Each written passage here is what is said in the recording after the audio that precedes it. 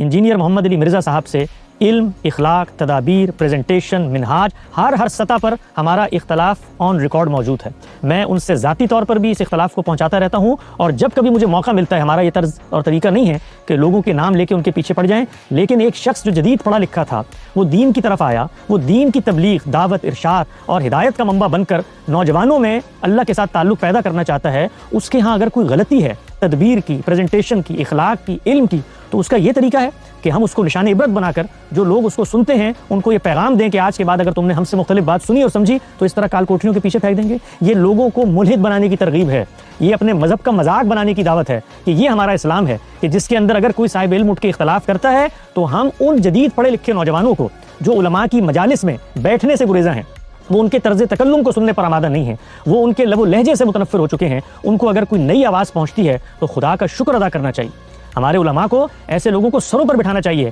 कि अल्लाह का फजल है, करम है, एहसान है, इनाम है कि जो तफक्कुर फिर दीन की जिम्मेदारी हमारे कंधों पर थी, तुम लोग मैदान में उतरे हो और अपनी ज़िंदगियाँ खुला रहे हो और लोगों को दीन की तरफ लेकर आ रहे हो। हम हमदर्दी से, मोहब्बत से और एक मताए दर्द सोच से उनको ये बताएं कि इन चीज़ों में खामियाँ हैं, इन चीज़ों को बेहतर करो, इन चीज़ों पर तवज्जो करो। लेकिन हम इसके मुकाबले में क्या करते हैं? बंद बांधते हैं,